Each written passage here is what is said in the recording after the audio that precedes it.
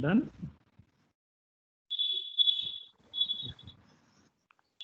Good evening, everyone. So we are on a journey of building an excellent health infrastructure. So continuing the same series, we have today panel discussion on three relevant topics. One is setting up of canteen and cafeteria, and setting up of a boutique care, and setting up of a photo shop. So these are some things which, as a doctors, we don't concentrate on. So if you are a hospital owner, or if you're a director of a institution, or if you are a CEO or part of the management of any of the institution or hospitals, that's a time when we will know the importance of all the things which we are discussing today. So we thought that we will take experience from our panelists, their experience of running cafeteria, a boutique care, and a photo shop. What do they feel? So that's why we thought, rather than having as a presentation, it is all about taking experience from different people, because each of the way of working has worked really well, and it is not necessary that everybody should follow the same principle of outsourcing, either outsourcing or running in-house. So that's the reason why we thought we'll have a panel discussion today and get experience from three well-renowned panelists for today's session. We have Dr. Kishore Kumar sir, who is a director and founder of Cloud9 Group of Hospital. We have Dr. Suresh. I call him Shakuntala Devi of Hospital Management. He is the managing director of SKS Hospital. And we have wizard kid, Dr. Shekhar Subaya, very intelligent and very smart when it comes to running hospital and coming up with out-of-the-box ideas. So welcome on behalf of NNF Karnataka. We would like to give a warm welcome to all of you. So before we start the panel discussion, so I request our president, Kotreshi sir, to speak a few words on his experience about how important the hospital canteen and cafeteria, and then we will take up with our panelist. Over to our NNF president, Karnataka chapter president, Kotreshi sir. Yeah, Prashant. I wish on this day, as a Karnataka Rajyotsava of Karnataka, very auspicious day for Karnataka, and I wish you all the delegates and dignitaries, especially Dr. Kishore and Dr. Suresh and Dr. Shekhar Subaya. See, running a hospital is not patient seeing or observing or treating. Should give backup service also. It may be simple, like cafeteria, like sitting lounge, like play area, like recreation, like other foods may be available surrounding area. Then only the patients and patient attendants will be very happy, because each and every step they will not be able to go outside of the premises. If everything is available in the same premises, the patient will be comfortable. Sometimes we feel when a baby admitted, we see a lot of more than 10 people will be coming in the night. So their problem is main feeding and sleeping. So somehow we have to accommodate the people and we should make comfortable. Then only we can give a good beginning of a private practice and the well-being of the baby. These are all the essential services that have been found now. I noticed that Kishore Kumar has done a wonderful job on this one, and that Prashant was saying that Suresh and Shekhar Subaya, they got well known in this field. So I am very happy to hear their words. Very nice to see all these on one field. Nice to Dr. Prashant. Yeah, thank you, sir. So we will start the session now. So I will first start with Kishore Kumar sir. Sir, what do you feel about the importance of setting up of your own food court in the hospital? What is your take on that, sir? About the importance of that? Kishore sir?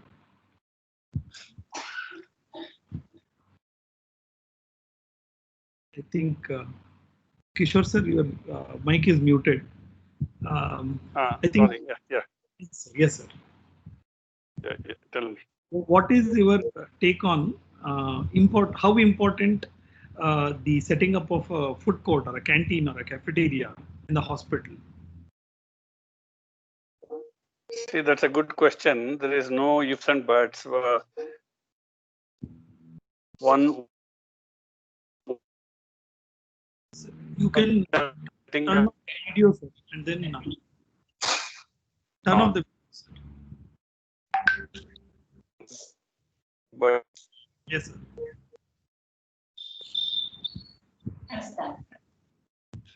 Turn off the video set, then the can you hear me?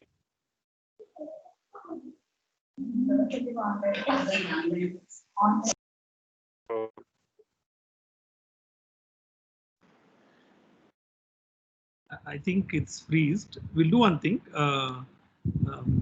before Kishore sir connects. So now I request Dr. Shekhar Subbiah sir, please, what is your take on how important the setting up of canteen in the premises or a food court or cafeteria in the premises of the hospital? What is your take on that? Can Yeah. Prashant, can you hear me? Yes. Yeah. I think the credit goes to Kishore Kumar about starting a cafeteria or a cafe in a mother and child hospital, because he's the pioneer of all these mother and child hospitals in India. I'm being very frank, and we're just following his footsteps. Why it's important is we need a proper cafeteria for the staff, for the patient, and for the attenders, especially for the patients, because it's a diet-based, as advised by the dietitian, and we give them the menu, and accordingly the food is prepared hygienically, in the look, in the everything. And I strongly feel we need a second set of cafeteria, especially the kind of the kiosk in the ground floor, especially the OPD patients, and that requires cappuccino. That's that kind of setup.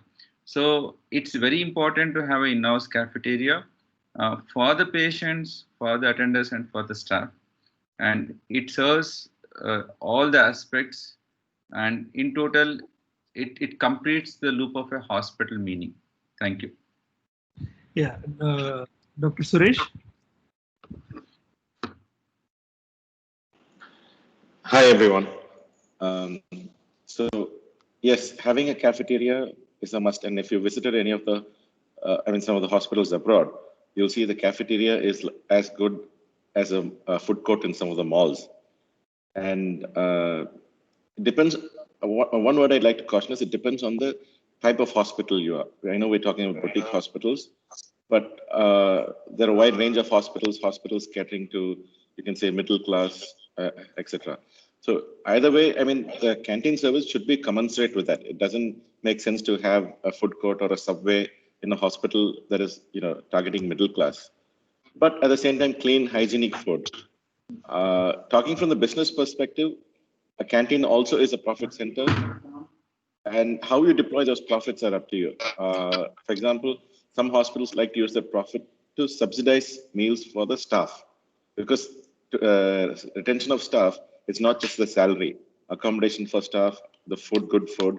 And also, if you look at productivity, if you have an on-site cafeteria / mess for your staff, they don't waste time going out, coming back in, and especially bachelor, typically nurses and young technicians first, don't bring food with them.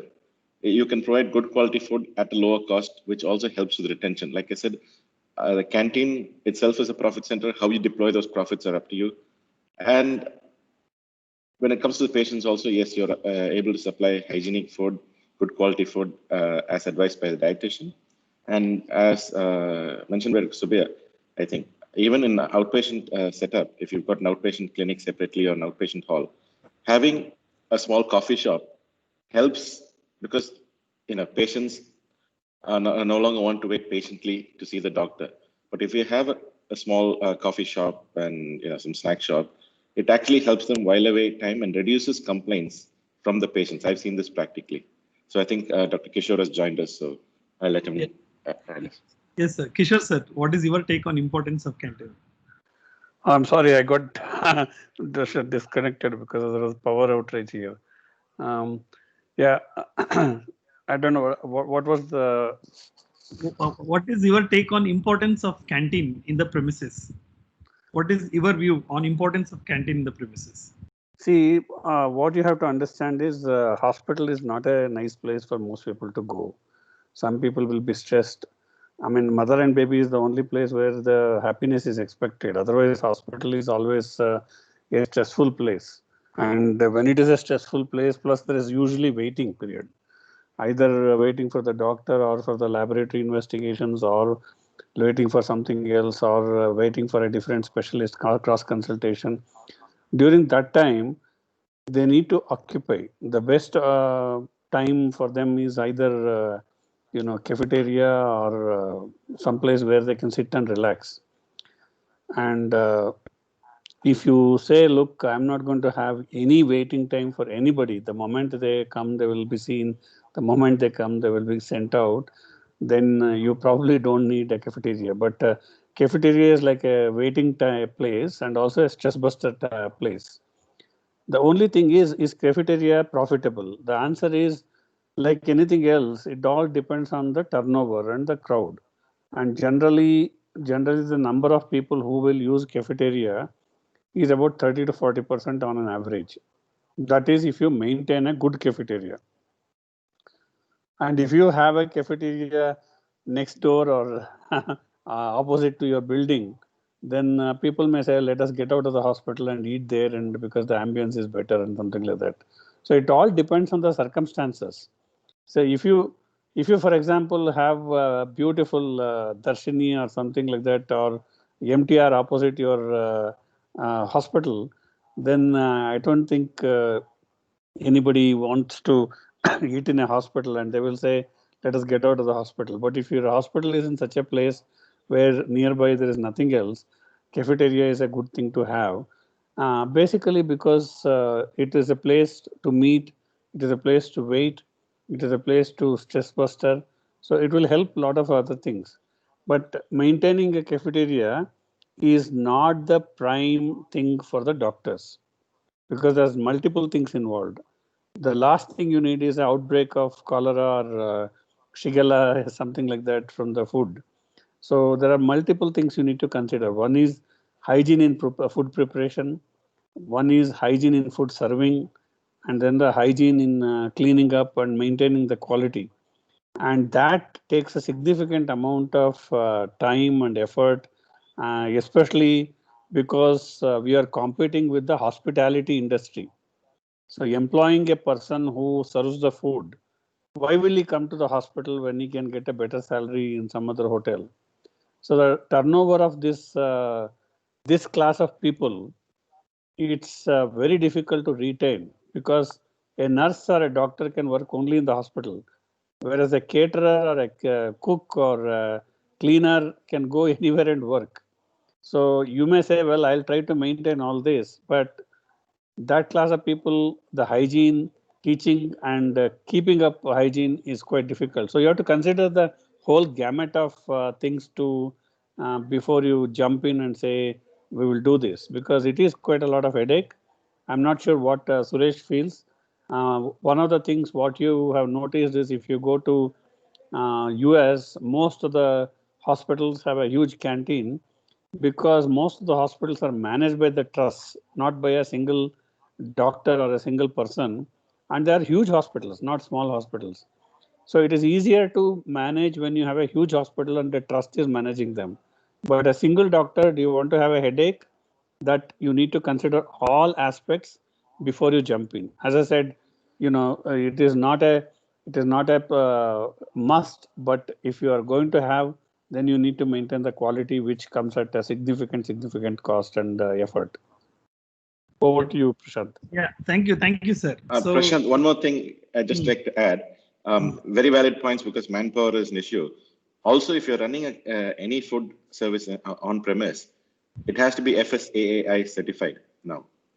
If you buy any food stuff, if you notice, there'll be a logo saying FSAAI, like an ISO number, etc. So now even hospital-based kitchens have to be FSAAI certified. which has its own requirements. Again, it's more bureaucracy, just to put that out there.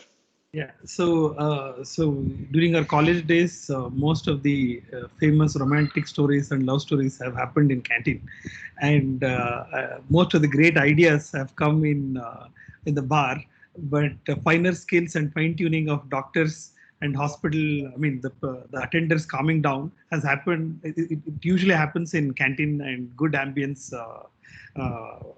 place. So we are very much convinced that having a canteen, a food court is important for any hospital premises in order to feed the inpatients, the staff, and the attenders along with them. The next big question comes is it good to have an in-house canteen or should we outsource it? So first I will start with Dr. Suresh and then Dr. Shekhar and then Kishore sir. Dr. Suresh? This comes back to what Dr. Kishore said. It all comes down to size. If you're a smaller hospital and you can find someone good to outsource, like security services, etc., it makes a lot of sense to outsource because it's not just running the facility, but management bandwidth. And every time there's a cook who's taken leave and food is not being prepared, do you really want to take on that headache? Whereas an outsourced partner can definitely, I mean, that's his profession. He's got several other facilities, and especially places like Bangalore where you have IT industry. It's a proper seamless business. And but if you're large enough and you want more control, or you think that's something that you want to differentiate yourself rather, then you should do it yourself. But ideally, if you can outsource it while maintaining quality, and when it doesn't mean that, like I mentioned about profit, because a lot of people are, when we're talking about the private sector, outsourcing means it can also be a profit share. So depends on the type of hospital and management bandwidth. All right, Dr. Shekhar, it should be outsourced or in-house. What is your take on that? You please unmute yourself. Unmute. I agree with Dr. Suresh. It's outsourcing is always better because it's not a profit-making sector, and it's a lot of difficulties are there to manage a cafeteria, as mentioned by Dr. Kishore Kumar. First of all, getting a good team is so difficult. Who can maintain the hygiene, the quality, and the menu. So most of the time we have this problem because they come from a different mindset. They just want to do business and make money out of it. And when we give them all the facilities, the infrastructure, etc., without making any profit, but still it is very difficult to maintain. But having a in-house cafeteria, outsourcing them is good because we do get the food for the patients and for the attenders and for the staff also in a discounted price. Thank you. Kishore sir, what's your take on outsourcing versus in-house? Well, I mean, outsourcing is easy, but the thing is, if the volume is not there, whom you will outsource, they will also not be interested if there is volume. So it all comes down to ultimately the volume business. So if you say, for example, you're a new hospital and you've got 10 orders a day, nobody will serve them regularly because they'll say, oh, it's intermittent, that it comes regular, that often.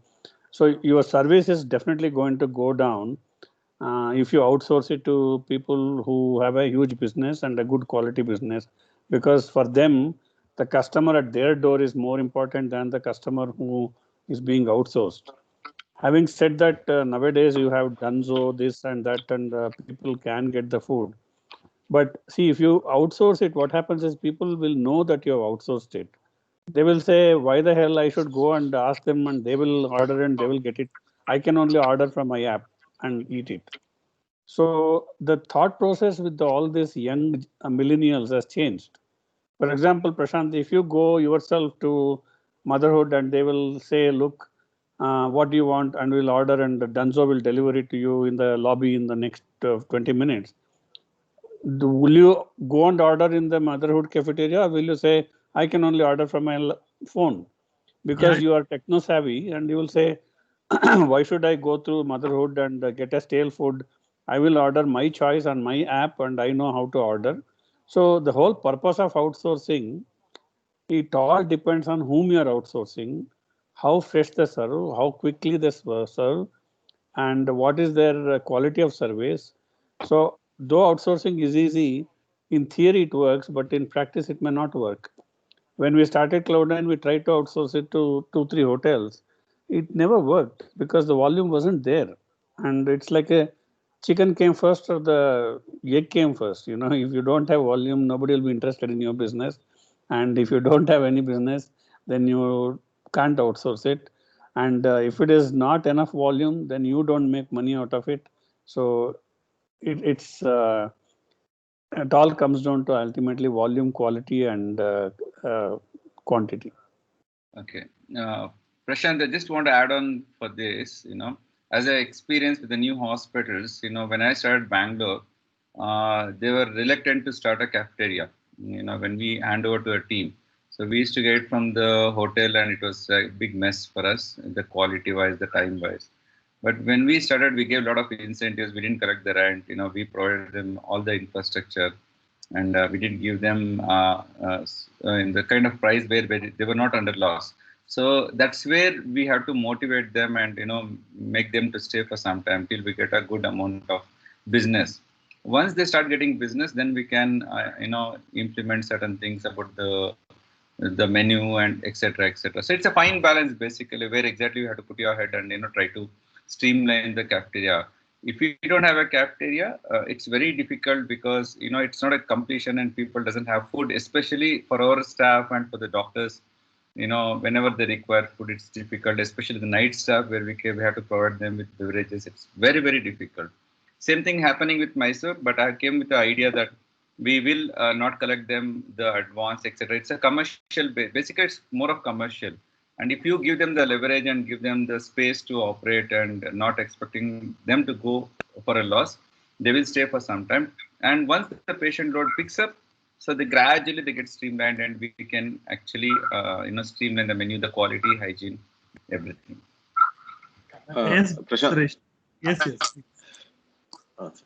One more thing is, like, if you're designing a new hospital and your location wise, you're in a good location inside the city or strategically, you can design such that the canteen has access from the outside, so that viability, you'll be surprised by the number of people actually come. You'd think they wouldn't want to come to a hospital and eat, but something like a 24-hour coffee shop becomes very popular, especially during the night, because this is from my personal experience. Every day night, we have a coffee shop that has right next to the gate. And I always see people outside night also come there because they know 24 hours, 24/7, they can get a coffee over here. So some innovative thinking wherein you design it to make it viable for whether you're operating it or you're outsourcing it, not just dependent on your own captive audience. Yeah, that was exactly my next question. How to attract them till they start making profit. So I've already got 2 points. Prashant, just to add on my experience with this. What happened is, Prashant, sorry. Just to add on, they don't make business for the first 6 months to 8 months, believe me. And we have to have the other revenues for them. Like we had 2 more diagnostic centers next to a hospital. There's a multi-specialty hospital. They didn't have a cafeteria. So I made them to tie up with them, and the food was ordered from our setup and we used to provide them. And in that way they stay back and they start thinking positive. Otherwise it's very difficult. So you have to make them to earn for their business, and because they don't have deep pockets within themselves. So you have to think laterally and get them more revenue. It may be hospitals, it may be diagnostic center, it may be XYZ. They should get more orders and they should sustain by themselves. And if they sustain, they will give us a quality food, hygienic food, and they'll adhere to our menu, and that's how it goes on. Okay.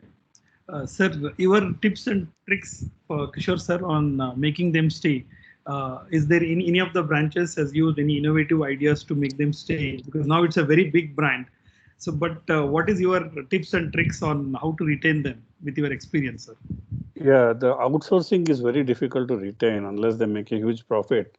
So in the long run, see, we try to outsource it in the first 1 to 2 years. In the long run, I think, now ours is a big brand and we have a huge presence all over. So we have internally doing it, and we have a chef manager for all the Cloud9s, and quality is maintained and all that is done.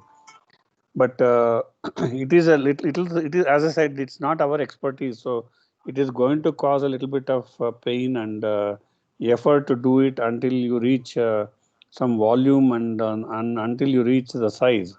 But in the initial stages, definitely it is worth giving to outsourcing, so that you already have a headache of, if you're a single doctor running the hospital, you already have enough to look after the quality of the medical care. You don't want to be burdened with the quality of the food and the canteen. So initial stages, definitely I would say outsourcing is better. And you can always change the vendor if you don't like the quality, and you can always hide under the umbrella saying that, oh, we have outsourced it to such and such a person, we will change it. But if you are running it and your quality is bad, then it can affect your brand building, because you are a new brand and you want to build, and you can have the adverse effects. See, one of the hospitals in Chennai, when I say hospital, it was not a huge hospital, but they had what Suresh suggested, cafeteria 24/7. And it turned negative influence for them, because people came for coffee, and a lot of patients who came said, oh, there'll be too many people for coffee there, and they will know that we have come to the hospital, let us not go to that place. So confidentiality is one thing which can be lost if you have a huge cafeteria. So that also need to be considered, because some people don't want anybody to know that they're coming to the hospital. They may be coming for, cardiac checkup. They may be coming for blood checkup. They may be coming for pregnancy. So that issue is also there. So you have to take that into pinch of salt. Or if the cafeteria 24/7 is not hygienic, and they start messing it up, then they'll say it's dirty there and you don't want to go there, let us go to the next hospital. So it can be a double-edged sword. So you need to be very careful. Yeah, thank you, sir. The thing is, when anybody attends a marriage, they'll forget the boy and girl. They'll always remember the taste of the food and different varieties of the food which is served. So that's the nature of the human. We always feel very good about when we are getting a good fresh food. So the next question is how management can control the quality, assured quality assurance of the food, hygiene part, and the safety part. So we will start with Dr. Suresh. That's a tough one. Actually, before we lead into that, I was actually going to suggest the example of medical conferences, where all of us know the success of a conference is based on the food rather than the content, like the marriage. That too. But yeah, I mean, like Dr. Kishore said, it is not typically a doctor's core strength on all this. But I think the way to approach it is like we approach any other department in the hospital when it comes to quality. You hire the right people, you have systems in place. Obviously, don't compromise on quality. It might be, initially you might have to lose money. But what we've done when we've done both. We've had it outsourced, we ran it in between, then we've outsourced it again. And irrespective whether it's outsourced or inside our own canteen, we've made sure that our dietitians, and we've got good dietitians who monitor the process and are empowered to make changes or bring people to task. So that way you have someone, even if it's outsourced, your own people inside monitoring the whole process. Even then, I mean, nothing is assured, because all of us know we go to a restaurant and 5 times it's good, 1 time it's bad. But we always talk about, it's no longer the same quality. So food is a very dicey thing, because there's so many ingredients coming in, suppliers, too many stakeholders involved, that it's difficult not to get burned, but it's doable. And Kishore was saying that now that because they've got the volume and the size, they're able to operate like a hotel now. I assume they've got an executive chef and someone who takes care of everything. But for a smaller setup, it's a challenge, but it is doable. Dr. Shekhar.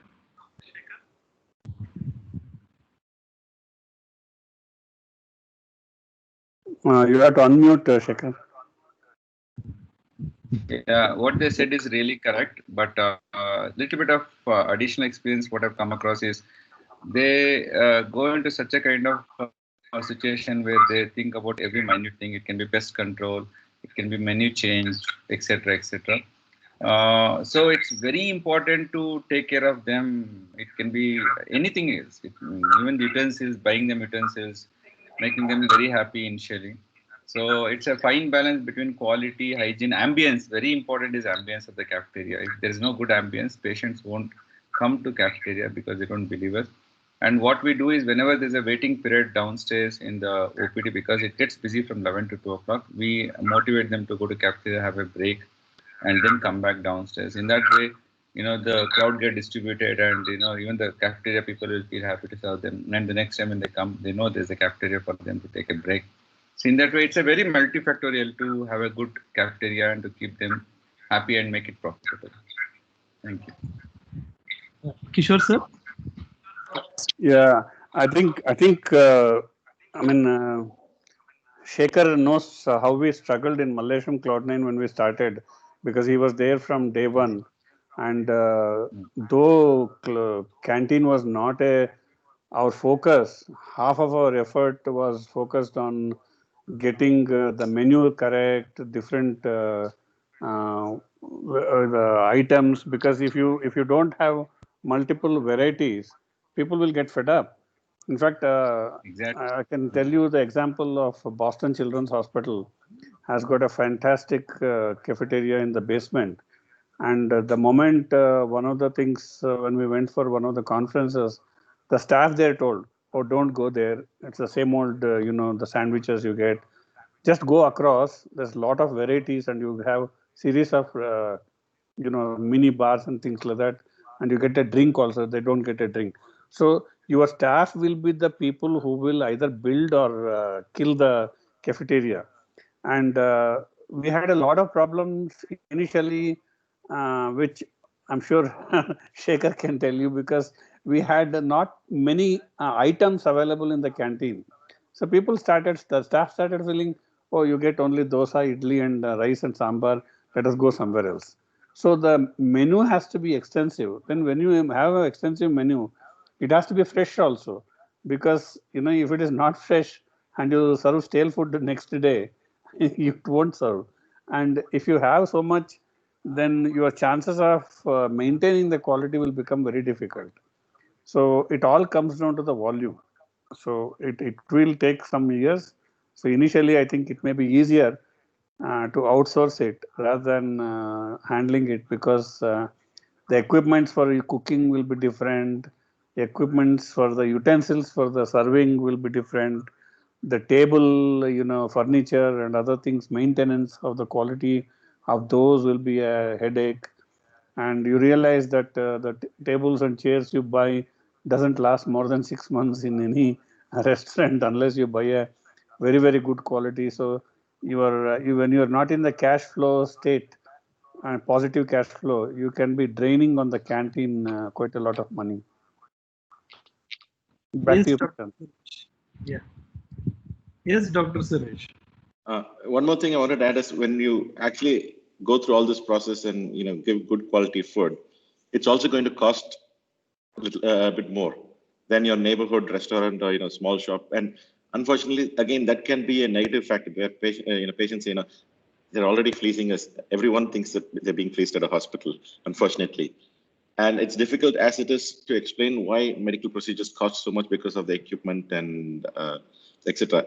Now, when you have a canteen that is giving good quality food that equal to what you'd eat at home, and you got a small, small shop nearby who's reusing the oil, is giving it, at 25% cheaper. People don't sometimes appreciate the quality. So it becomes, again, a double-edged sword, wherein the cost of food at your canteen can be more just because you want to ensure standards and quality. Yeah, I think that's what I mean. Depending on the total number of customers visiting the canteen, on the volume, so we have to decide on the outsourcing or in-house, so that the profit and loss is balanced. The next question, which is for any hospital, if they are 50 bedded, is there any guidelines from NABH or FSSAI that there should be certain area, specific area to be reserved for canteen? Dr. Suresh, you can start. No, I mean, a lot of people assume that NABH is prescriptive in nature and says this is what you do. NABH actually doesn't, except for a few things like operation theater, etc. It's more on systems and processes. So they don't say you have to have a canteen. But what is this? All they want is what is your procedure? I mean, is there a provision made for supply of food for the patients? If it's being, so you don't have to have a canteen. Food could be brought from outside. But are you monitoring the quality of food, and is it being served and prepared hygienically, brought in hygienically? That is what NABH says. So there's no specific requirement saying that you have to have a canteen. Having a canteen in-house, whether it is outsourced or run by the hospital management, is there any specific guidelines on area? Prashant, Yes, sir. Yeah, Prashant, there are guidelines because what happens is canteen needs to have the fire safety. So Yes. fire safety regulations come in the picture. So if you are going to have a kitchen, so if you are going to have a dispensary of the food, then you don't have any regulations. But if you are going to have a kitchen where you are going to cook food, fire safety regulations come into picture. So all sorts of regulations are there that you have to have ventilation. You need to have it in the corner. You need to have preferably on the roof of the hospital. You can't have it in the basement, and you need to have this area. So there are FSSAI guidelines are there, but definitely if it is a canteen with the kitchen. But if you are going to have a canteen with no kitchen, then you can do whatever you want. One more thing is NABH again says all relevant regulations, statutes are followed. So when you're running a canteen, again, they'll ask you, are you FSSAI certified? Like Dr. Kishore said, are you observing fire safety norms? Are the people in the canteen trained in firefighting? So that's what NABH does. And since FSSAI is the standard, they defer to that, saying that you should be FSSAI certified. Okay. Dr. Shekhar? Yeah, I agree with both of them that, so we have to have the canteen and, we have to take care of it. Nothing more. Thank you. All right. So training, if you have a canteen with kitchen, one is the fire safety, and there are certain guidelines which needs to be followed. So my next question is day-to-day management of the quality of the food. That is it how your hospital does it? Like, does the nutritionist go every day? They taste good?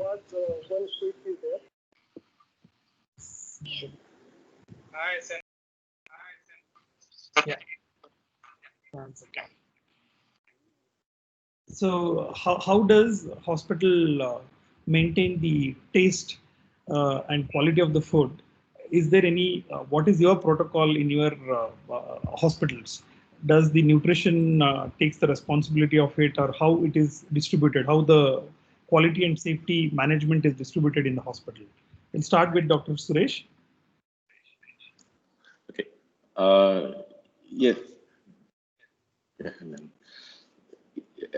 The dietitian actually monitors it, and since doctors and others also make use of the facility, they also form an informal feedback mechanism.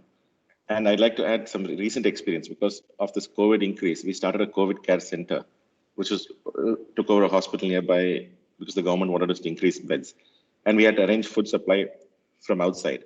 So what we did was we also took random food.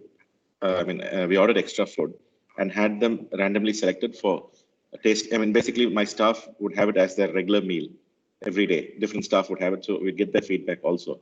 So that's probably the easiest and simplest way to monitor it.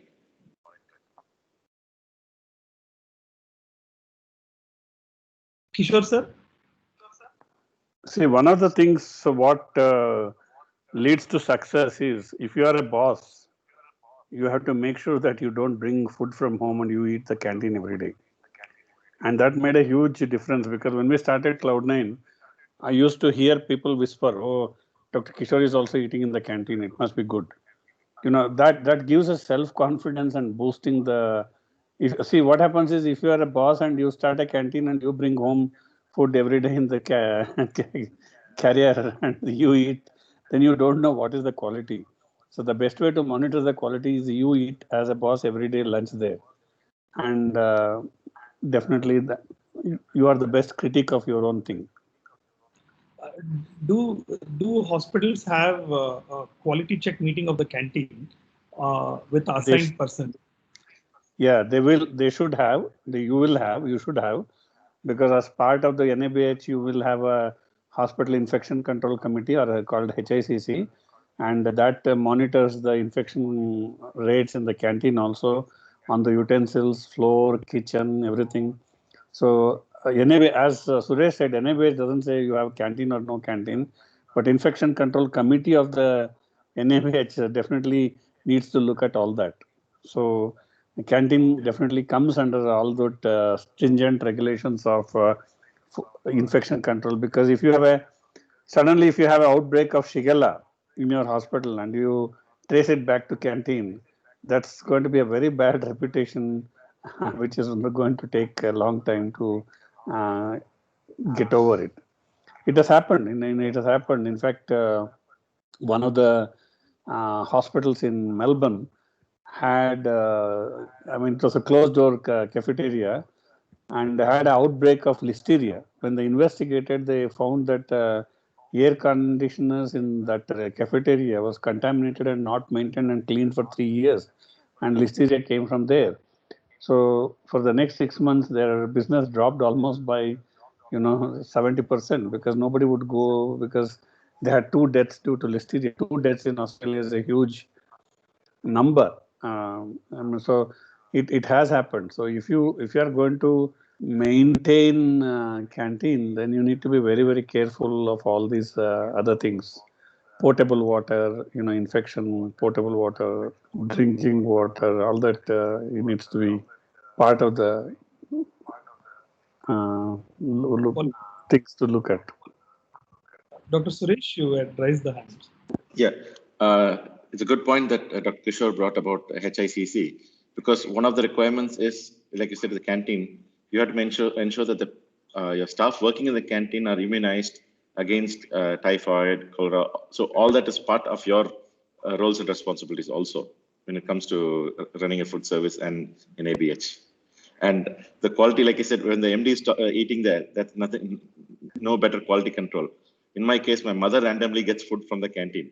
So she even better quality control. Whenever there's no maid, she gets food from the canteen. So she can be even more better critic than me. So basically, we need to have, like how we do clinical rounds with the patient. So we need to have a clinical, the food quality rounds in the canteen as well. Dr. Shekhar, yes. Yeah. I agree with both the speakers. Yeah. I agree with both the speakers.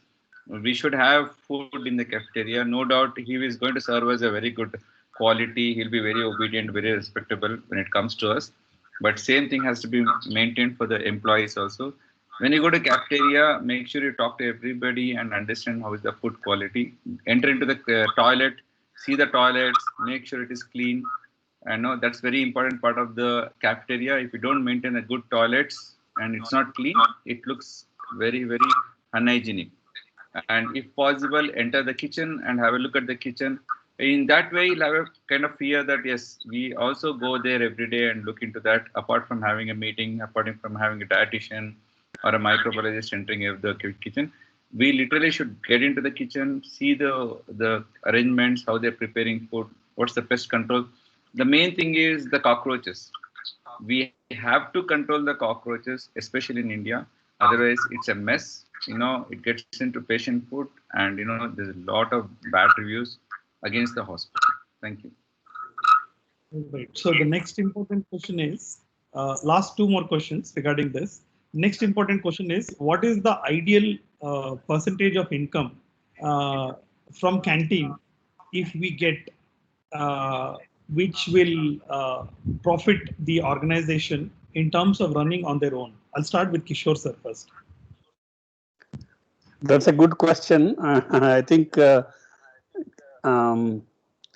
canteen, if it is run properly, there is no doubt it is profitable. But I think canteen profitability comes after a long time because the amount of investment you do in the canteen, starting from the equipment to use cooking to utensils, monitoring the maintenance and other things, is time consuming. Profit margin is huge because canteen and lab are the two profit areas where the margin of profit can be huge provided you have the good numbers. But unlike lab, here the manual work and headaches are more till you get a good numbers. Once you get good numbers and it's running easily, then you can count on the profit. But it doesn't start with day one. It can be a year or two depending on the volume of your business and the menu you're going to maintain and the quality you're going to maintain. Back to you, Prashant. Yeah, Suresh.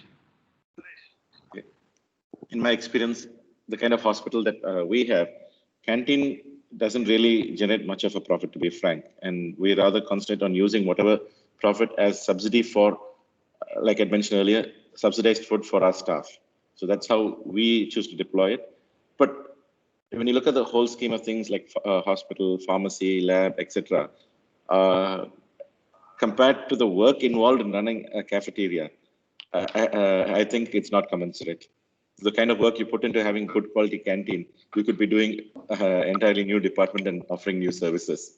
But I definitely agree with that. I think it's not our area. And as I told in the beginning of the discussion, we are competing with the hospitality industry. So it is very difficult to compete with them because retaining the staff who have been trained and immunized and hygienic is very, very difficult. Yes, Dr. Shekhar. Kindly unmute. I think Shekhar is frozen. Yeah. Dr. Shekhar? He used to be frozen in place. No, the moment the profit comes, all the hospital owners and directors, state will be saying. All right, all right. So the next question is back. Yeah, Dr. Shekhar? Yeah. Dr. Shekhar? Yeah, I can hear you. Prashant, go ahead. Yes. So your inputs on profitability, what is an ideal margin of profit which will encourage the hospital management to have their own in-house canteen? 20%, 30%, or do you have any other inputs regarding that? Prashant, I could not hear you. If you can come again, please. Yeah, see, what is the ideal percentage of profit from the canteen which will encourage the hospital owners or the institution or the trust to run on their own, whether it is 10% profit, 20% profit, or do you have any other inputs regarding this profit margin? To be frank, you should not expect profit from the cafeteria. In fact, you should not go for a loss also to begin with. Hello?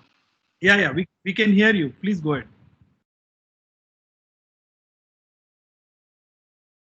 I think he is frozen again. The speaker, yeah, please go ahead. We can hear you. Go ahead. I think he's frozen. You can turn off the video.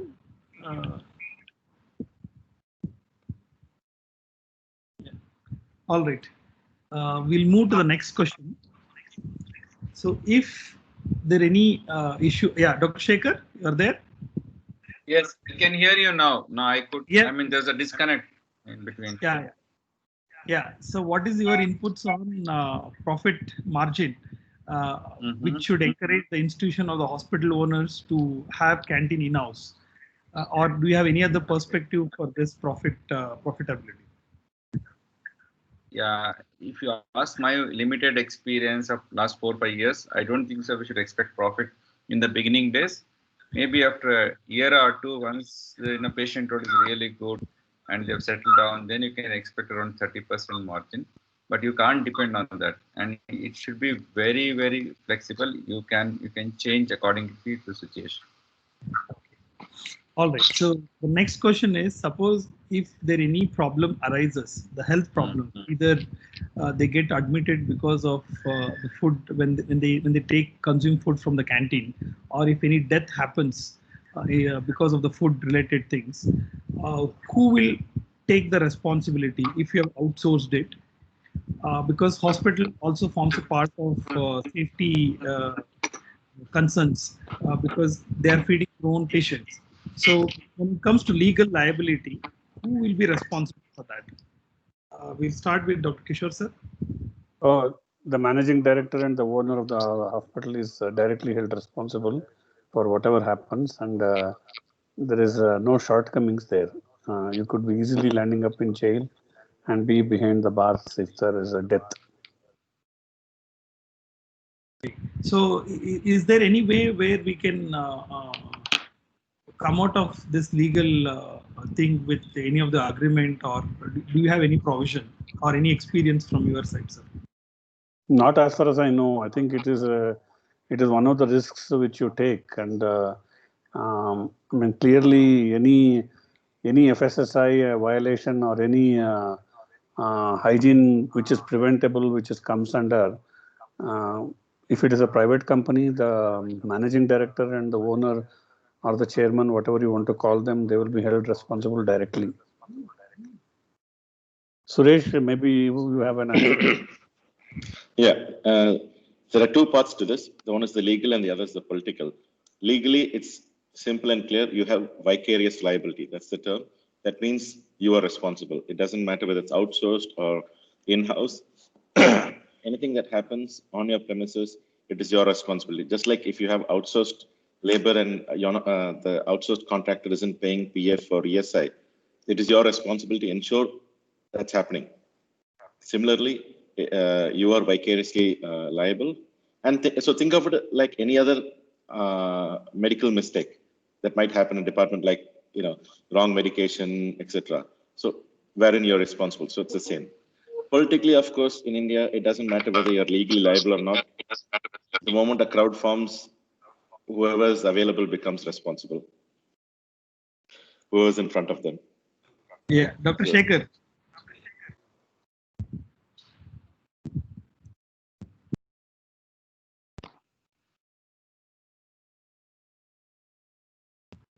Dr. Shekhar.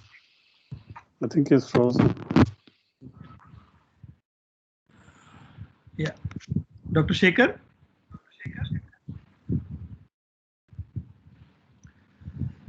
All right. So we will take his input once he comes back. So we're going to end this topic 1 now. So the take-home message from the panel discussion is, it is must to have a food serving place. Yeah, Dr. Shekhar, you are there? No. Yes, I'm here. Little bit of disturbance. Yeah. What is your take on legal liability when any mishap happens with canteen?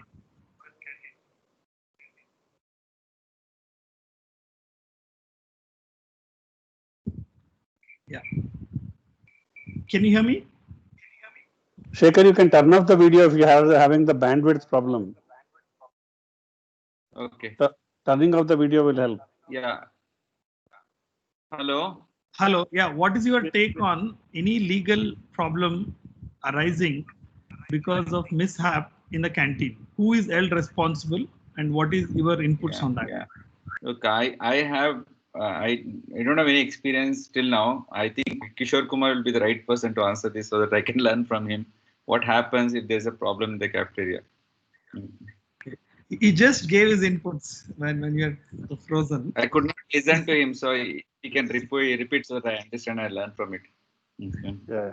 No, I think what the question which Prashant asked is legal liability if there's a death from infection in the food in the canteen. I said the responsibility comes down directly on the MD and the CEO or the chairman of the company or the hospital, and there is no shortcut, and it is a vicarious responsibility, and you can't escape. And unfortunately, that is one of the loopholes which you have to cope with. So we will end this topic one now. So the take home message for the discussion is you need to have a food serving center because that makes it's easier so that the fresh food is supplied to the both the patients and the staff. Second thing is like any other patients when we are caring in ICU or in the ward, canteen is also equally responsible place. You cannot just leave it to an outsourced person or the company and sit beyond and try to run. You have to actually involve because legal liability is straight on you and the hospital management. So safety, quality, and the quickness at which you do give the service is, and plus if the volume is good, you can actually think of having your own team to run the canteen or the cafeteria. So based on the volume, you can decide. So, but the quality, safety, and other concern should not be ignored. It is as equally important as caring any patient. So we need to be very, very highly cautious. Yeah. So we will move on to the next topic quickly. So that is the most in topic. We have Kishore Kumar sir who has brought this concept of setting up of boutique care he's the pioneer who initiated this, and he has been successfully running from last 13 years. I hope I'm correct, 13 to 14 years. 15. So, 15 years. Sorry, sir. So let us begin his experience of how did he get this concept and what is his experience in last 1.5 decades. What he thought when he started and what is his feeling after running for 1.5 decade. Over to you, sir. Okay, so the boutique is additional thing which is a good thing to have, depending on what is your focus of the patients. See, if you are going to have a multi-specialty hospital, then you have to have, see, ultimately the concept of boutique is the same as the canteen. If a person is waiting or he wants to do something or he wants to spend some time, you need to have some area where they can chill out. And most hospitals, we are struggling with the space. And boutique gives a space where they can sit and relax and definitely not worry about looking at a sick patient or looking at somebody who is sad and things like that. So it serves 2 or 3 different purposes. One is it keeps the patients occupied mind-wise, and it gives them some opportunity to window shop or sometimes shop and other things. But again, it is not your area of expertise. So if you're a single owner hospital and you're having a lot of space constraints, then that is not something which you should undertake.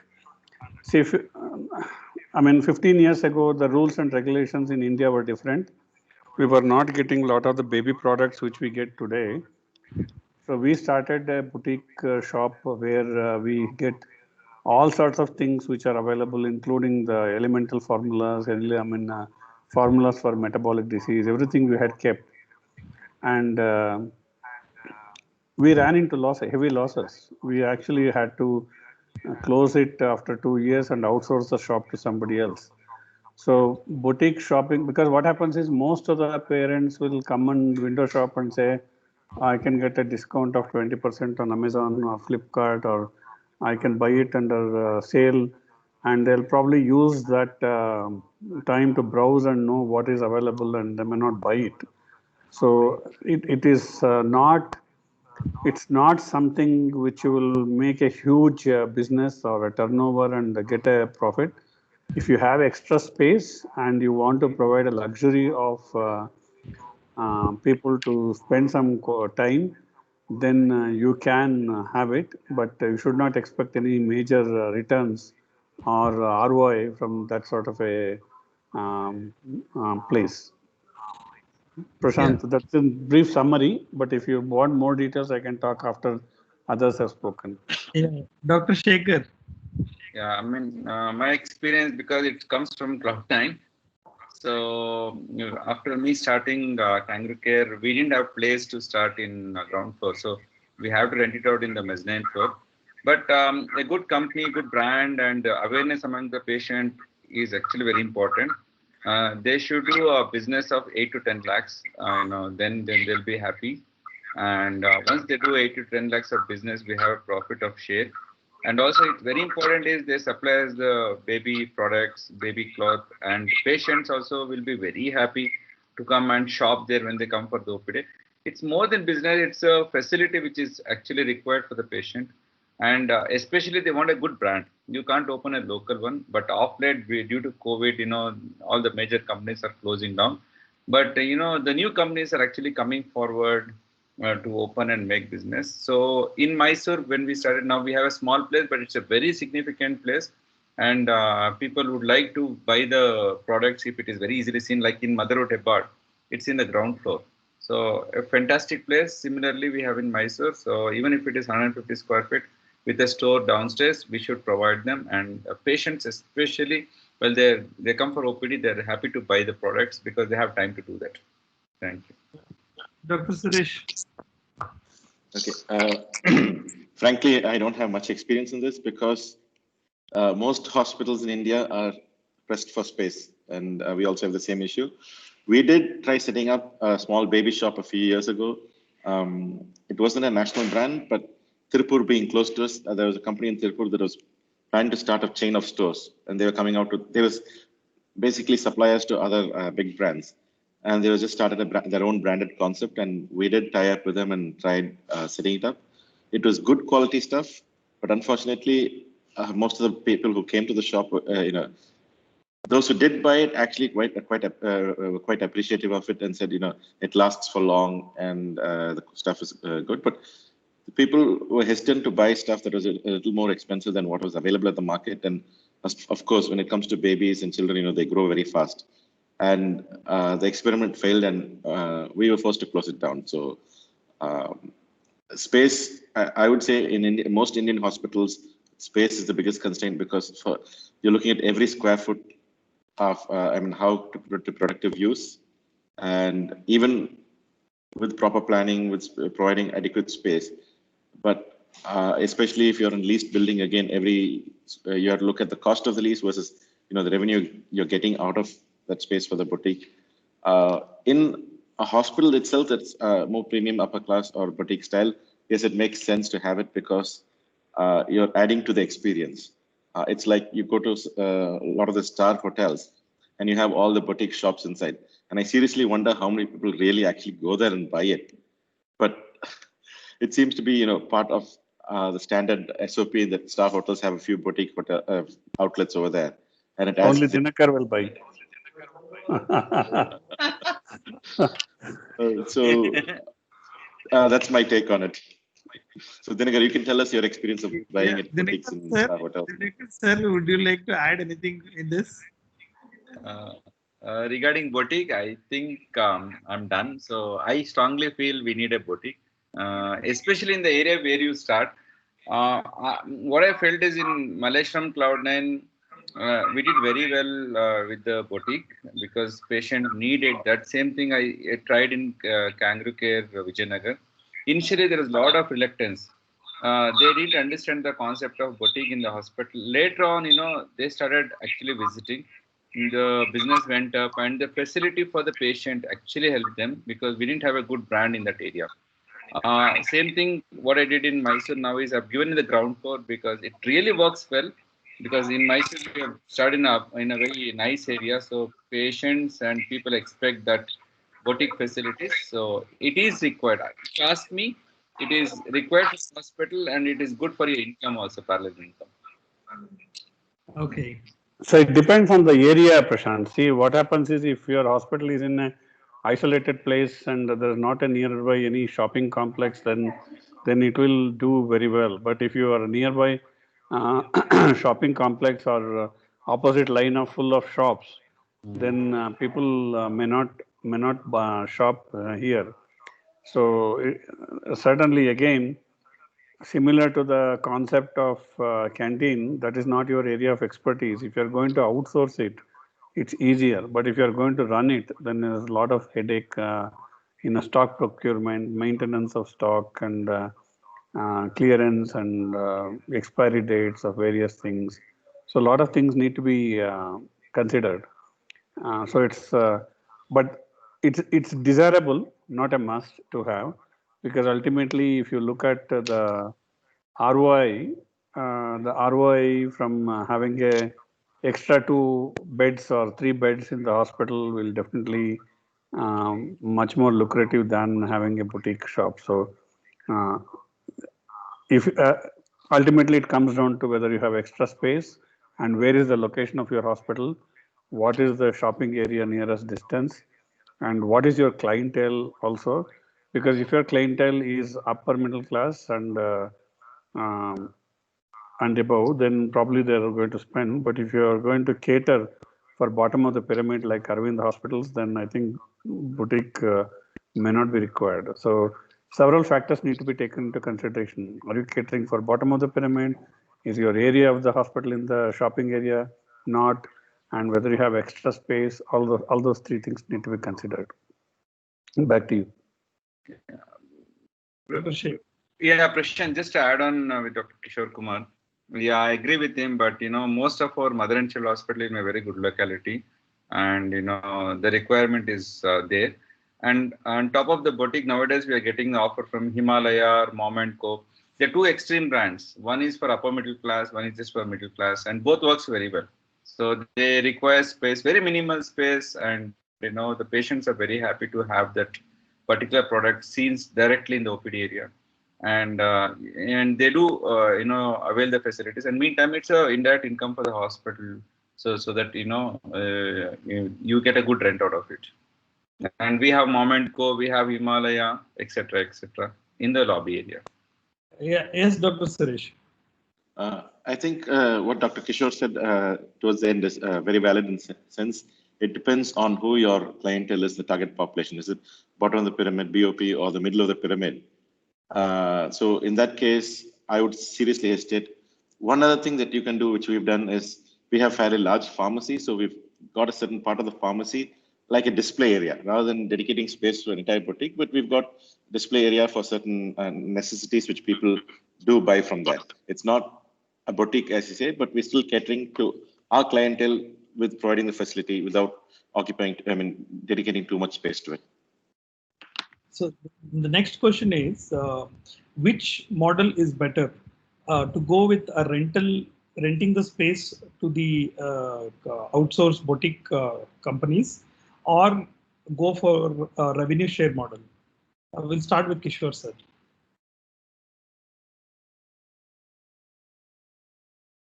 Unmute, sir. Sorry about that. It again comes down to the volume of business. See, if your business is very high, then I think revenue sharing is better. But if your business is low, then leasing is better. So it all comes down to the area of the boutique you are going to give. If it's small area, you are going to expect a huge revenue, then I think revenue sharing is better. If it is going to be a large area, then revenue is not going to be huge, then lease area is better.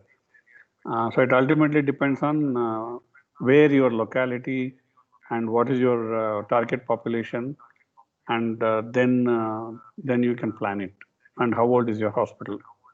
So clearly, if your target population is upper middle class and you are in an isolated area, then I think revenue sharing is a better way. Yes, Dr. Suresh. Another thing that should be mentioned is placement of the boutique is also important. I mean, if you can place in such a way that visitors coming to see the patients, especially in a mother and child setup, can be funneled through the boutique, you'll automatically have more business because you'd have more people picking up stuff to gift over there, etc. So if it's hidden away in a corner because that's the only space that you have available inside the hospital, it might not be as successful. Dr. Shekhar? Yeah, I totally agree with them. So placement, area, and what my experience is initially they do give a fixed rent, and once they improve the business, we go for a revenue sharing model. In that, actually, even 1 or 2% makes a difference. I mean, many people want to give 10%, 12%, 14%. There should be a slab. If they make business of X amount, 10%, then X amount, 12%, 14%, like that. But most of this corporate brand, they won't give you more. But yeah, actually, it's a profitable business if you give them a proper place and proper business. Yeah. All right. So I think we will end this one, setting up for boutique setup within the hospital. The take-home message is if you are in a place where the shopping complex is less, but the volume is good, and if you are able to provide a space, an appropriate place which should not be a place which can be utilized for the patient, it should be a place where it should be available, not so that patient cannot be put in that particular place. So if you have such kind of setup, infrastructure, and availability of the outsourced companies who are ready to come in and set up their care boutique center over there, please go ahead and do it. And to start with, to reduce the headache on the managing part, try to outsource it. Go with rental or lease based model. Once the volume picks up, then you can decide to continue whichever gives more profit. You can switch accordingly. All right. Prashant, just one point I have to tell you. Yes, there sir. was a hospital in Canada which had a boutique, and one of the mothers who bought a bouquet of flowers had noticed that there was a lizard in it, and she sued the hospital and successfully. So I mean, it can be a nightmare if the person who is outsourced is not going to maintain the quality. There are negative things also, so you have to weigh the options before you consider jumping in. But overall, in general, if you have a space, if you have the clientele which you are catering to, then you should have a boutique. But if you're going to cater, as I said, to the bottom of the pyramid, then I don't think it's probably the priority. Back to you. Yeah. So now we are moving on to the next topic, that is the setting up of Photoshop. So now we are seeing it's a selfie world now, where everybody prefers to take a selfie, a memory to be stored whichever place they go in. And this concept was again started in Bangalore by Kishore sir, providing that luxury, decorating their cars, decorating their rooms, which was unheard. And it became a sensation in Bangalore. And I was doing my post-graduation at that time when Cloud9 started. So we were all surprised. There is an hospital in Bangalore. I never thought that one day I'll interact with Kishore Kumar sir, asking him this question. But I had it in my mind when I was doing my post-graduation that I was in Assam and I got a news that there is an hospital which has come up, which decorates the car, which decorates the room according to the gender of the baby once the baby is born. And they give a lot of other luxury services. They also provide photo shop, photo album, and other luxury thing. So how did this concept come in, sir, in your mind? And what is your take on that? Yeah. See, Prashant, that's a very, very good question. The initial thought came because of my own experience. When my son was born and my daughter was born, I took a lot of pictures. I had a EOS 500 SLR camera, but I wished there was a professional photographer taking a beautiful pictures. And because at birth, the memories of the pictures is much more than any other time. And so when I started, I felt having a photographer taking the quality pictures is an essential thing. So it was purely from my personal experience. I wanted to do it and see what people feel. Now, the decorating the car, we didn't do it from day one. In fact, it came because I used to watch the mothers after having born and taking the babies out. And one day I noticed they were so excited. The mother, grandfather, and father all looking at the baby and walking to the car. And nobody else was excited because it was a routine thing for everybody. And I felt so it was a dull, discharge, or if you want to call it sending off these parents when there was so much excitement. So that's when we were about 4 months old when we started decorating the car, purely from observing things and see how we can improve the experience of the parents. And that's when we started decorating the car. Now I have to tell you this experience, because when we started decorating the car, one of the fathers who had delivered in the first 2 months of Cloud9 experience came back and he started telling me when he came to outpatient, "Doctor, you didn't do this to us. This is not fair." I told him the reason how it started. So he was very, very happy because his wife became pregnant again and he was expecting the second child and he's going to be decorated. And he was so excited that first time I didn't get it, second time it's going to happen. It so happened, out of the 65,000 deliveries we have done so far, we have not missed anything. That day when he was about to be discharged, the housekeeping was busy and they didn't decorate his car. And he was so furious. He was passionate about Cloud9, but he started yelling, saying that I came because I wanted this and you didn't do it. So that was the only car which we had never missed decorating, and he was so upset. Then we finally tried to, console him and give him the decoration, but he said it's not the same. So the background of that is that's how we started, and that's how it all happened. And it is something which the parents cherish, because first time when they are so excited, they want to go home with the memories which are positive rather than anything else. Back to you. Yeah, Dr. Shekhar, and then I'll come to Dr. Suresh. So, Dr. Shekhar? Yeah, entire credit goes to Dr. Kishore Kumar. It was his brainchild and idea, and we're just following him. So in Mysore, nobody's decorating the car, but I was surprised when I started doing it myself, and I announced that even Columbia Asia is also doing. So everybody is, and even parents expect the same. So it's a good gesture what we do from our end. Thank you. Yeah, Dr. Suresh? Dr. Kishore, are you sure that wasn't your tactic to get him back for the third delivery? Yeah, it's a good tactic, but it doesn't work in India. Yeah, I know. In Australia, the Prime Minister used to say you need to have 3 children, one for you, one for the mother, and one for the country. But here we have overpopulation. People are restricting themselves to one child. Prashant is an exception, having a second child now.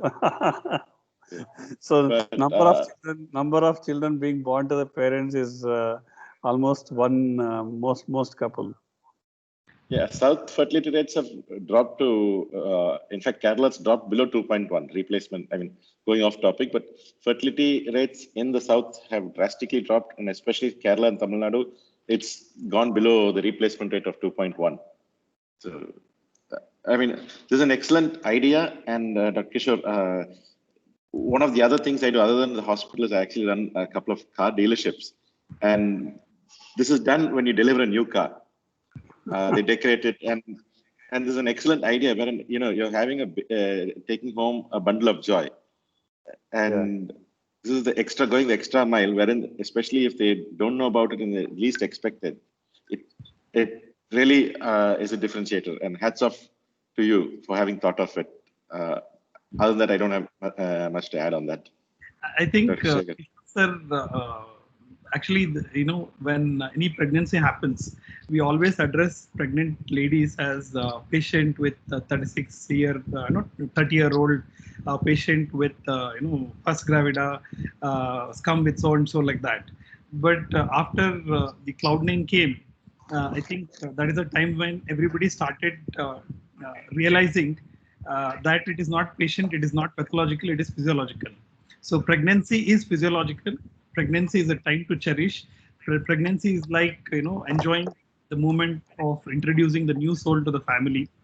So that concept was was there, but it was never came into practical applications. So after Kishore sir's brainchild, things started rolling out, and everybody has accepted now. And if any of the hospital, mother and child hospital, if they don't decorate the room at least with balloons and few other decorative things, they'll always compare and write a review that we were not treated well.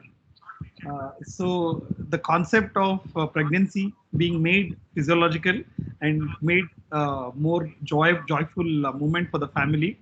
So this is definitely one of the thing, having a photo booth or a photo shop, so that photo shoot where they get good memories of their kids. I wish when I was kid I had one, because that's why I keep doing it for my son. Most of the time, every 3 months, I'll have a photo shoot for him. But definitely, it is a very nice and wonderful idea, which has actually revolutionized the concept of pregnancy being, physiological. So we are sending a message to the public that please cherish the moment. You have a lot of reasons not to be happy, but you have every reason to be happy with when such happiness come to the family. All right. So I think we had a great discussion, very detailed discussion. So now the session is open for discussion. Dinakar sir. Prashant. Yes, Dr. Shekhar.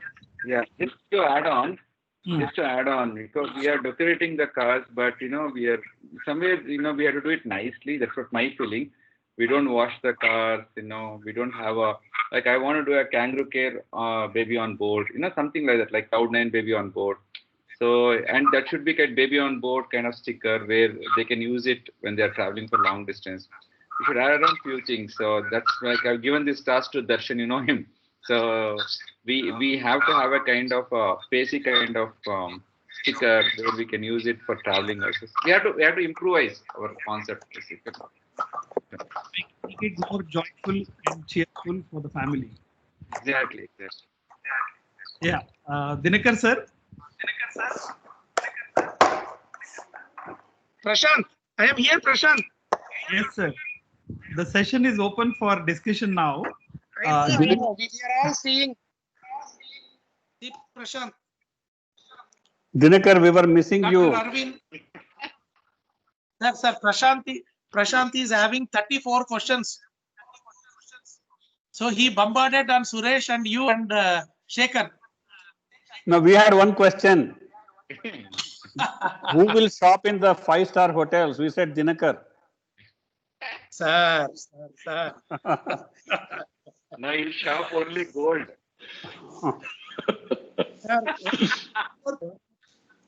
I was there in SKS hospital recently. Sir, so nice it is. So nice and so big. Whenever I was telling, he was telling, no, it is small, and he is exaggerating. Now also I'll tell you, wonderfully managed, and he is having inside canteen. So means outside of the hospital there is a juice and canteen is there, but nearby this thing there is a juice shop and even cafeteria is there. So he is having it. Whatever the patient's needs, including tender coconut, he is having it. So I was observing all those things.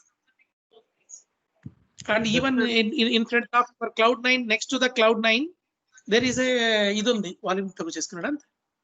so Cloud9 also there is on the top there is a cafeteria. Next to that one more cafeteria is there. Next to that you have what is that Big Bazaar or something? What is that big one? One shop is there. So everybody is having cafeteria, sir. One more thing, just I am telling you, sir. I have admitted my uncle recently. For them, we have gone to see at 1:30, 1 o'clock. When we started at 10 o'clock, reaching there at 1 o'clock. We were all hungry. Where to have, sir, food then? And they will allow only at 4 o'clock. But in the meantime, we have to talk with their all relatives. Sir, if we will think sensibly, instead of we keeping, at least if you are opening your hospital, neighbor to your this thing place, at least there should be one, what is it, Udupi Cafe or Kamath, like that hotel should be there. At least in the hospital, some cake. Sir, in Cloud9 people do come who will eat bread, bun, puff cake, and, all English food they will come and eat in Cloud9. Just imagine in places are like ours, we don't even touch puff cake, bun, and English names food. Nobody will touch. See, Coffee, that also. that's where you need Prashant's help. You need to dunzo it from Taj to your house directly. You will get it in 20 minutes. You need to download an app. When they come to Kolar, I doubt. Sir, Kolar and all, you are asking Zomato, Denso, all those things. How it is possible in periphery? Sir, see, 20 people are there. But just I'm telling, see, 29 to 31, it has gone. Because the discussion, many people have sent a message to me. So all the people are talking in a corporate style, Dinakar. What about us peripheral who are logged in? I thought I will interfere here, but I thought Prashant will have a note, but he didn't have it. I am really little upset. Prashant, So because that's he has why to- I introduced you, sir, to bring in Then- that added No, thing. moderate, Please go ahead, moderate, sir. everybody else. Sir, because so there are so many people are there in the periphery and in the district wise level 2, I mean tier 2 cities, tier 3.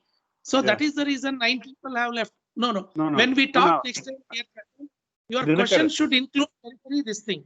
No, Dinakar, in all fairness to Prashant, he asked the question and we did say it depends on the clientele, your location, and space in the hospital. All three we said. So if you are going to cater for people, you're in an isolated place, and definitely you need to provide that, because otherwise the nearest hotel is 6 kilometers away. Then they need food. When they're waiting for other things, then you need to have a cafeteria. So location will determine whether you're going to have cafeteria or not. Sir, one more thing, sir. One more thing, dear Prashant, one more thing. at least for the nurses, what we are providing the food in at least last time you only told, sir, or Suresh told, from 12:30 to 2 o'clock, some rice, sambar, or whatever the food you are having for the nurses, it should be served in the plate. Like that, at least some cafeteria place we can keep it. Is it true, sir? Sorry, what was the question? Sir, suppose in the place where we are not having the cafeteria, we are not able to keep, we are not able to take the, because cafeteria should be taken permission. You know that. Correct. For that big hangama, big once again bribe, because we have already tried big hangama, big 30,000 rupees bribe. Even if you'll keep coffee and bun bread, that also they are asking same like 30,000 bribe and permission money. So everywhere in India, I am feeling fed up. Bribe. Even after that, sir, if you are serving for the nurses food in your hotel, if you are having the canteen, if you are bringing from outside and giving to the patients, you should take a permission from the government. Food license. So the government cannot be changed overnight. That's where we expect you, Shekhar, Subbaya, and Prashant to become MPs and MLAs and then change the rules. So Prashant is 5,000 crore owner, sir. How can we catch him, sir? No, but unfortunately, that's true. What you said, the Dinakar, is true. See, there is what is called as a single window clearance for software industry, where you have 28 licenses which will be given in one window of approach. That was introduced after big people like Azim Premji, Murthy, and all people went and approached the government and streamlined it. So that helped a lot of the newer comers in the software industry. They don't realize how much work has been done by all these people in the past. Now, when we started, there are 34 licenses which are required for a small hospital like ours, whether it's Cloud9 or Motherhood or Kangaroo Care or anything like that. So we did approach whether we can have a single window clearance, and the problem is the government was not interested, because See, software industry will bring a revenue of so many crores. Just to give an example, Yeah. Apollo Hospital is 28 years old this year, and their valuation is 15,000 crores. And people Yeah. talk about Apollo Hospital. Whereas Infosys is also 25 years today, and their valuation is $300 billion. So you can see the revenue. So to start with, if you talk about the money and influence, we're in the wrong field. And unfortunately, that's the truth of life. And if the best example, that's why I can give you is Pratap Reddy versus Infosys. Both of them are 25 years plus in the service industry. And the valuation of Apollo Hospital is 25,000 crores maximum. And whereas Infosys valuation is $300 billion. So you can't compare that and the health sector at all. So the amount of work involved, or pressure to put on the government, all the healthcare sector people have to unite. And that is next to impossible, having seen the recent elections, you saw how divided we are. So you can't achieve things unless we are united. I'm sure Shekhar will agree with that also. Single window opportunity, if it is there in the health sector, it will. I mean, I tried. I should admit it. I have not tried in the last 7-8 years, but initially we have tried to establish a single window approach. It didn't happen. I think Suresh has raised his hand. Actually, coming back Suresh. to it, yeah. Narayana Murthy, Azim Premji actually threatened to walk out of Bangalore. Correct. Because it was not just they went in, they said they were going to walk out of Bangalore, and they have an industry that it's fairly easy to relocate, as the current crisis shows people working from home. Whereas now, once you build a hospital, where will you go? And if you threaten to walk out, they'll say, please go. And one small correction, sir. Apollo was started in 1983, so it's 37 years old, not 28.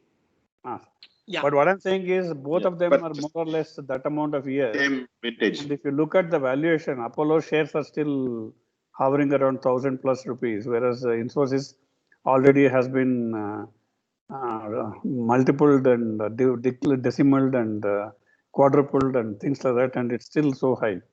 Actually, I'd like to add something on outsourcing, a little bit tangential. But for example, if you outsource a service like security, ideally you want to outsource it. But any other industry, because if you outsource services, you're charged GST at 18%. You can take it as input. Whereas the difference between running your own, say, hiring your own security versus outsourcing it, you're actually ending up spending 18% plus whatever margin more, whereas you can't take input.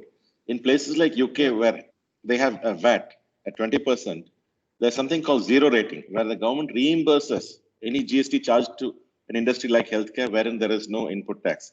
So that is also a big hindrance for hospitals to outsource a lot of non-core areas. Since we are talking about canteen and outsourcing, this is something I think that should be brought up. And unfortunately for everyone, from politicians to the bureaucrats, they think doctors make big money. That's why they want to start hospitals and make even more money and they think of it as a cash cow. But when you see the amount of income that the government makes out of a hospital, I think their margins are more than our profit margins in terms of GST, registration, land registration, every other taxes add on, your property taxes, water taxes, all these things. They actually make more money than hospital owner. I think following the Suresh, I have doubt. Suresh, I have one doubt. Because you people are, I think so. I know that you are there in the US. Kishore Kumar might be, his second home is US. Already Harvard University, he is having in the red shirt and white this thing.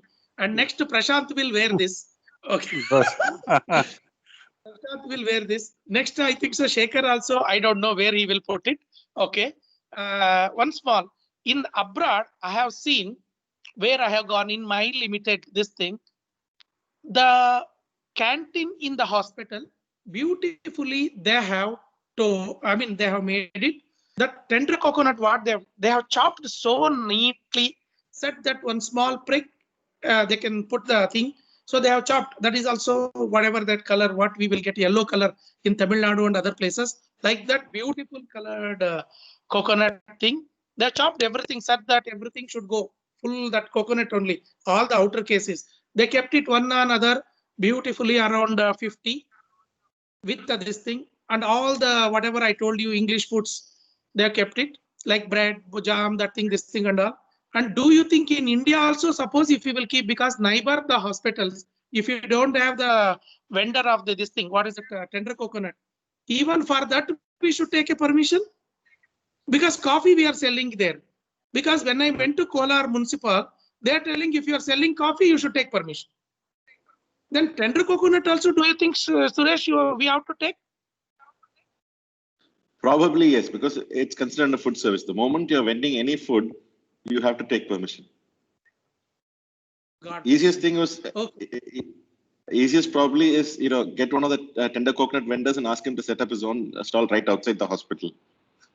Yeah, that's what. And only one problem is, if I'll keep him, he won't clean it in the Kolar. Then you know that some XYZ community people will keep it. They won't clean. Then it will breed. It will bite me. Then one day before I see the money, I'll die with either some dengue disease and I will die. Like Papa, that fellow who died, famous. Dinakar, don't think too much negative. It's working well with Kangaroo Care. We have a vendor, tender coconut vendor. And he does boss, very well. I took from there only 2 tender coconuts. Don't worry. Yeah. And one more thing. I think so. So every time you have tender coconut, you are blaming him. Okay. When you come to Kangaroo Care. No, I think a lot of vendors now are more aware. I don't know about Kolar, but even here I see street vendors. They keep dustbins. They clean up the place because they know to come back. And an interesting story, because you brought up tender coconut and you said you had saw it at SKS. This whole tender coconut thing came about when my father started the hospital, because he's a urologist, and he used to prescribe tender coconut to a lot of his patients. And one of the vendors realized it's good business and came up and set up shop right next to the hospital. And the fun part is, with our tender coconut guy, he gives me all the secrets of the area. So whenever I talk to him, he gives me all the secret inputs. What's happening? Who has come there? So it's intelligence report. It's an intelligence support. Spy. Okay, one more thing. Do you think Botic and I have seen Kishore Kumar sir? It is for you directly, sir. People are there, sir. Sir, Kishore Kumar sir. Yes. I have seen Cloud9. The Photoshop is there, Botic is there. Do you think in periphery or in a tier 2 city? Tier 2 city, I have seen in Kangaroo Care, Photoshop beautifully saja hua hai like a dulan. Okay, do you think it is all necessary for the hospital, or is it only a gimmick? Or Botic means it is simple flower, take it, or that is it anything else? Gift shop is okay, or mother cloth, that is okay because baby something, pamper, gimper and all, or milk, I mean whichever the lactating mother. But is it true, even gift shop, is it only gimmick? Botic also gimmick, Photoshop is also gimmick.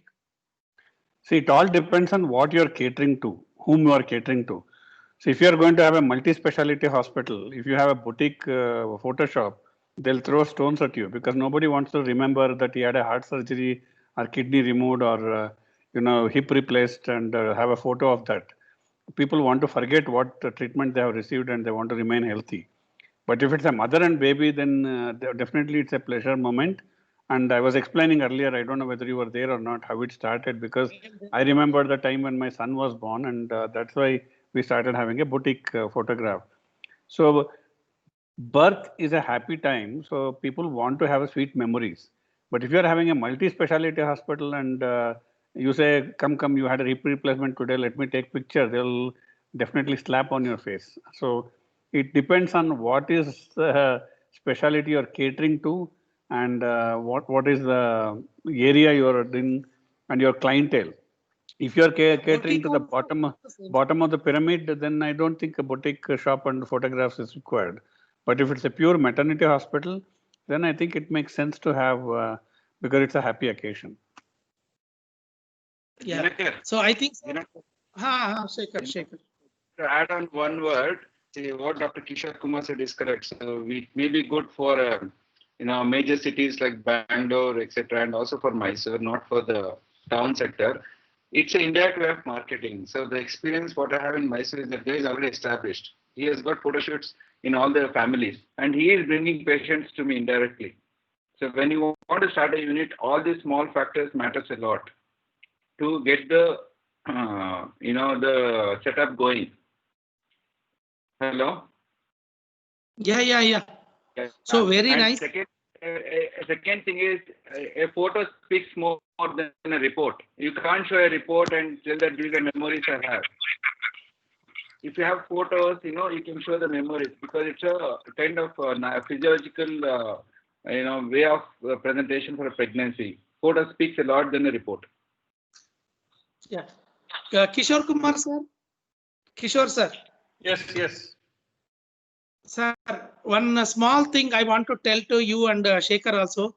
When I met Suresh, so the software what he is at least is having, so passionate doctor he is. Whole floor of I think so 4,000-5,000 square feet. He kept so many people to develop that software.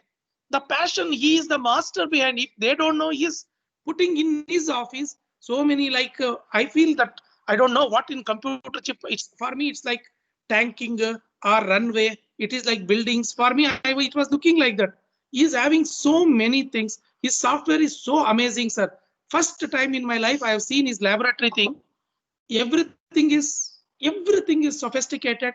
Photography, whom we are taking, whether this patient is same patient after billing, and all the bottles it will show which bottle we should take, the which sample, and not only that, and everything, even syringe pump, infusion pump, everything, it is transported to the mobile, and everything is a central nursing station. And more than anything else, he is having a hero score that I don't, sir, have you heard of hero score in a neonate? Baby is deteriorated. He is having it, he is transporting all the patients' data to America with the consent and with everything. And he's getting the score from there for all the patients. And it is doing a tremendous job, Ramakrishna and he. Not only that, how many we people know that ICON, there is a machine, it will show SVRI. Systemic vascular resistance is high. So please try to use Milrinone or dobutamine or whatever the nitroglycerin or whatever it is necessary in neonates. And this patient is having the vascular dilatation. Please use vasoconstrictor, this thing. So beautifully, he is bringing all the things, not only TCO2. He is very innovative. His software is very good. It is a complementary to him, sir. Sir, you heard of anything regarding ICON, any machine, it will show SVRI or TLC, total lung fluid capacity. So all these are examples of the artificial intelligence being built in, and there's a lot of work going on everywhere.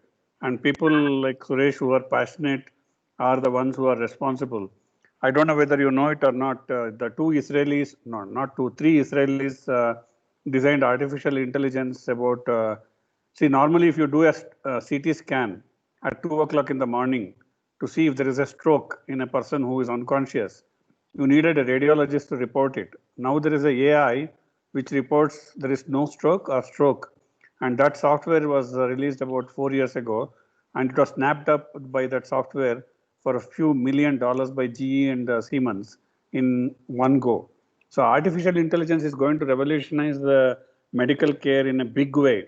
In fact, what you are telling, all that suggests that it is artificial intelligence, because at 2 o'clock in the morning, if the baby deteriorates, you may not have a Dinakar with 25 years of experience to look at the neonate. So the artificial intelligence should say, look, this baby is going to get worse. You need to give this and give that. And that's how we are going to improve the care. We are actually in the process of starting our artificial intelligence in maternal care on a trial basis, where we will have the results in about a year or two. But right now we are in the trial phase, where if a woman walks in, we can say this is the risk of this lady getting pregnancy-induced hypertension, or this is the risk of this baby having a premature delivery. That sort of artificial, but it has taken us 3 years to build it. So it's not going to be overnight, and it has to be proven. It's what do you call with no loopholes, 100% reliable before you can implement it. So it is going to take a lot of passion, lot of work, and at the end of the day, you may or may not get the results. But if you are passionate, you work on it, you will get it, and that's exactly what you are describing, and that's commendable. If the artificial intelligence at the end of the day makes going to neonatal care improve in a big way, because there is at least 4 companies I know are working on that now. Back to you, Dinakar. Sir, how does the artificial intelligence has come out for the maternal thing from the day she is conceived, and according to her history and according to the ultrasound pictures, according to the biophysical profile and according biophysical profile, ultrasound and examination and other things, sir. Some nectin, gictin and all is coming, some chemical things where it is there. Correct. So according to that, is already GE people have, sir, they have given to me already, sir. That one, it is a very good, sir. And one more thing, sir. One more thing. Suresh, you want to tell about anything, what you have developed? Really, I am passionate. I am talking from my heart. I hope people can't see me blushing because in Dinagar, that's all. But, I mean, we're doing what we can now, Connor. And one correction is the Hero Score, the servers are in Salem itself. It's not going to the US. It's being processed locally. But I commend what Dr. Kishore is talking about, because for any advance like this, because a lot of people keep saying artificial intelligence is going to replace doctors. But rather than replace doctors, it's going to be a big assistance. Replacement is still a long way. It's like the self-driving car. Even it's going to take a long time, if it's ever successful. But there's a lot where it's going to help doctors and patients. And for example, the study that he's talking about is an excellent study because it's a need of the hour. And for that, everything has to fall in place. You need sufficient deliveries, which obviously he's got with his chain of hospitals. So he's getting that data. Today, technology is available to process that, store the data, process it, and expertise. And a lot of it, there's a difference between machine learning and artificial intelligence. It's blurred, but there's something in computers called garbage in, garbage out. As in, your output is only as good as your input data. So that's where, I mean, we started in this journey of automating and connecting, and this goes back to my time in the US, where I saw a lot of, in spite of America, you know, being the pioneers in computer technology and etc. But when it came to healthcare, there was still a large analog gap where they were not leveraging what they could do, and it's changing slowly. But I had a good partner in Dr. Ramakrishnan as a neonatologist who was also equally passionate, and we were able to, I mean, work with each other. So I think we're going off topic, so let's get back to today's topic. Thank you. Thank you. Thank you. Sir, over to you, sir. Prashant.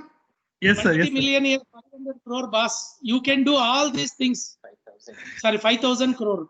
But I can foresee that after COVID has come, the only industry which is running in profit, or at least which is running, is the medical industry. And as Kishore sir rightly said, the next big revolution will be integration of IT technology in the medical field, which is going to give, like how Infosys is a rated company, you know, how much billion-dollar company it is. Every health sector in coming future, it's going to be really big because there's going to be a merge of technology within the medical field, and revenue is really untapped. Whatever we are seeing, government also doesn't give much of importance in terms of GDP. But what I can you know, with all the great people speaking, we can foresee and we can hope that this is going to be the next big thing, integrated approach of technology and within the medical field, which is going to revolutionize the entire concept of medical industry and even the revenue, and it's going to rule the world. That is what I feel at this point of time. I hope this comes true. So thank you very much on behalf of NNF Karnataka. We had a great discussion of these are all offbeat topics which we call, because it's not related to clinical thing, but which are very, very important. And there are a lot of business survey which is going on whether doctors should be given knowledge about all these things when they're working in the hospital. And a few of the studies have really shown a good result that if doctor is aware of the working and management of the hospital, about the profit, how much profit or how much cost the hospital is bearing, which has actually brought a good outcome at the end of the month. So all this topic, what we have been discussing, is going to be the next future thing which will be introduced, I'm sure, in our medical school, which is so important to be part of the institution rather than just blaming the owner or the managing director of the hospital. If every employee understands the cost, profit, and how the hospital runs, what are the difficulties, how they can contribute, definitely the health infrastructure is going to take a very, very big leap. So thank you once again. Thank you, Kishore sir, Dr. Shekhar, Dr. Suresh, and Dinakar sir, and all the delegates. Thank you very much. We'll catch up again this coming Wednesday with another interesting new topic. Let's see how things shape up in the coming days, and hoping for the best that medical industry is going to take a big leap in the coming days. Thank you one and all. Thank you. Have a great Sunday evening. Thank you, Prashant.